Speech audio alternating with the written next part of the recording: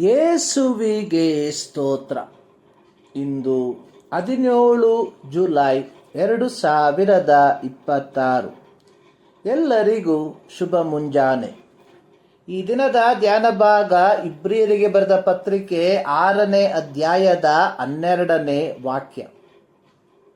ನೀವು ಮಂದಮತಿಗಳಾಗಿರದೆ ಯಾರು ವಾಗ್ದಾನಗಳನ್ನು ನಂಬಿ ಅವುಗಳ ಫಲವನ್ನು ಹೊಂದುತ್ತಾರೋ ಅವರನ್ನು ಅನುಸರಿಸುವವರಾಗಿರಬೇಕೆಂದು ಕೋರುತ್ತೇನೆ.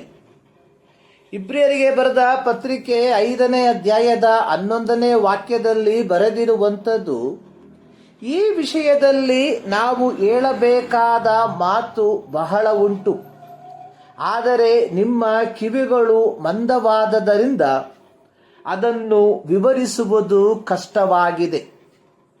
ಯಹೂದ ಕ್ರೈಸ್ತರಲ್ಲಿ ಕೆಲವರು ದೈವೋಕ್ತಿಗಳನ್ನು ಕೇಳುವುದರಲ್ಲಿ ನಿಷ್ಕ್ರಿಯರಾಗಿದ್ದರೆ ಅಥವಾ ಮಂದಮತಿಗಳಾಗಿದ್ದರೆ, ಬೇರೆ ಕೆಲವರು ವಾಗ್ದಾನಗಳನ್ನು ನಂಬುವುದರಲ್ಲಿ ನಿಷ್ಕ್ರಿಯರಾಗಿದ್ದರು ಅಥವಾ ಮಂದಮತಿಗಳಾಗಿದ್ದರು.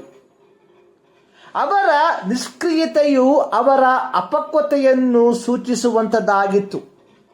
ಯಹೂದ್ಯರು ಸುವಾರ್ತೆಯನ್ನು ಪ್ರಜ್ಞಾಪೂರ್ವಕವಾಗಿ ಅಥವಾ ಸಂಪೂರ್ಣವಾಗಿ ತಿರಸ್ಕರಿಸಿದರು ಎಂಬುದಾಗಿ ಅಲ್ಲ, ಆದರೆ ಯಾವುದೋ ಕಾರಣಕ್ಕಾಗಿ ಅವರು ಸುವಾರ್ತೆಯನ್ನು ಪೂರ್ಣವಾಗಿ ಸ್ವೀಕರಿಸಲಿಲ್ಲ.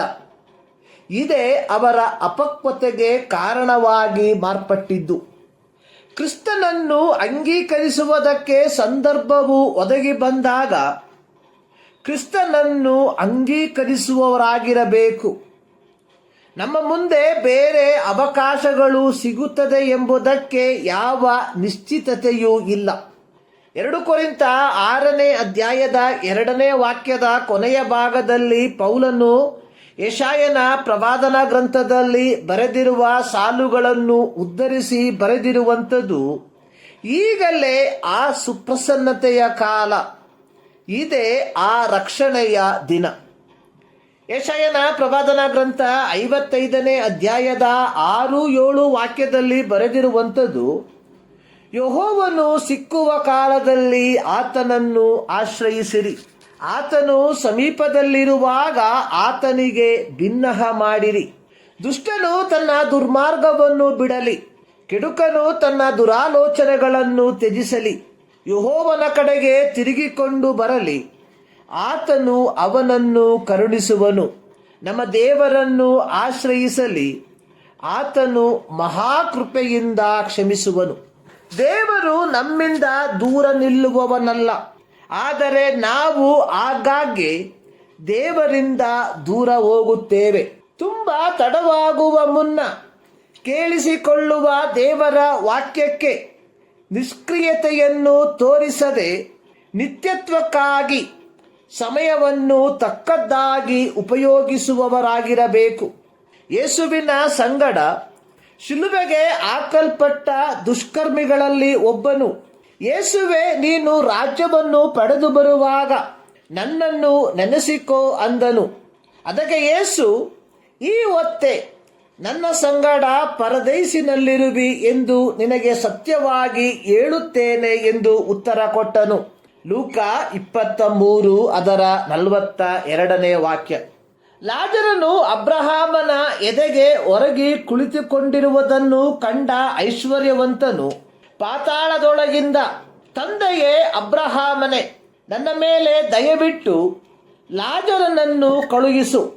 ಅವನು ತನ್ನ ತುದಿ ಬೆರಳನ್ನು ನೀರಿನಲ್ಲಿ ಅದ್ದಿ ನನ್ನ ನಾಲಿಗೆಯನ್ನು ತಣ್ಣಗೆ ಮಾಡಲಿ, ಈ ಉರಿಯಲ್ಲಿ ಸಂಕಟ ಪಡುತ್ತೇನೆ ಎಂದು ಕೂಗಿ ಹೇಳಿದನು. ಅಬ್ರಹಾಮನು ಅವನಿಗೆ, ನಮಗೂ ನಿಮಗೂ ನಡುವೆ ದೊಡ್ಡದೊಂದು ಡೊಂಗರವಿದೆ, ಆದ ಕಾರಣ ಯಾರು ಇಲ್ಲಿಂದ ಅಲ್ಲಿಗೂ ಅಲ್ಲಿಂದ ಇಲ್ಲಿಗೂ ದಾಟುವುದಕ್ಕಾಗದು. ನಂತರ ಐಶ್ವರ್ಯವಂತನು, ಅಪ್ಪ, ಲಾಜರನನ್ನು ನನ್ನ ತಂದೆಯ ಮನೆಗೆ ಕಳುಹಿಸು, ನನಗೆ 5 ಮಂದಿ ಅಣ್ಣ ತಮ್ಮಂದಿರಿದ್ದಾರೆ, ಅವರು ಸಹ ಈ ಯಾತನೆಯ ಸ್ಥಳಕ್ಕೆ ಬಂದಾರು. ಬಾರದಂತೆ ಅವನು ತಾನು ಕಂಡದ್ದನ್ನು ಅವರಿಗೆ ಚೆನ್ನಾಗಿ ಹೇಳಲಿ. ಅದಕ್ಕೆ ಅಬ್ರಹಾಮನು, ಮೋಶೆಯ ಧರ್ಮಶಾಸ್ತ್ರವು ಪ್ರವಾದಿಗಳ ಗ್ರಂಥವು ಅವರಲ್ಲಿವೆ, ಅವುಗಳನ್ನು ಕೇಳಲಿ. ಲೂಕ 16:19-31 ವಾಕ್ಯ. ನಿತ್ಯತ್ವವನ್ನು ಹೊಂದಿಕೊಳ್ಳುವುದಕ್ಕೆ ಇರುವ ಏಕೈಕ ಮಾರ್ಗ ದೇವರ ವಾಕ್ಯವನ್ನು ಕೇಳಿಸಿಕೊಳ್ಳುವುದು ಮಾತ್ರವಲ್ಲ, ಆ ವಾಕ್ಯವನ್ನು ಅನುಸರಿಸುವವರಾಗಿರಬೇಕು. ಅನೇಕರು ದೇವರ ವಾಕ್ಯವನ್ನು ಕೇಳಿಸಿಕೊಂಡ ತಕ್ಷಣಕ್ಕೆ ತಮ್ಮ ಜೀವಿತವನ್ನು ನೆನೆಸಿ ದುಃಖಿತರಾಗುತ್ತಾರೆ, ಆದರೆ ಮಾನಸಾಂತರ ಪಡುವುದಿಲ್ಲ. ಇಂಥವರೇ ನಿಷ್ಕ್ರಿಯರು ಅಥವಾ ಮಂದಮತಿಯರು. ಪ್ರೀತಿಯ ದೇವಜನರೇ, ನಾವು ಕೇಳಿಸಿಕೊಳ್ಳುವ ವಾಕ್ಯಕ್ಕೆ ಅನುಸಾರವಾಗಿ ನಮ್ಮ ಜೀವಿತವನ್ನು ದಿನಂಪ್ರತಿ ಕ್ರಮಪಡಿಸಿಕೊಳ್ಳುವವರಾಗಿದ್ದೇವ. ಈ ಮುಂಜಾನೆಯಲ್ಲಿ ಸರ್ವಶಕ್ತನಾದ ದೇವರು ಈ ಅಧ್ಯಯನದ ಮೂಲಕ ನಿಮ್ಮನ್ನು ಆಶೀರ್ವದಿಸಲಿ.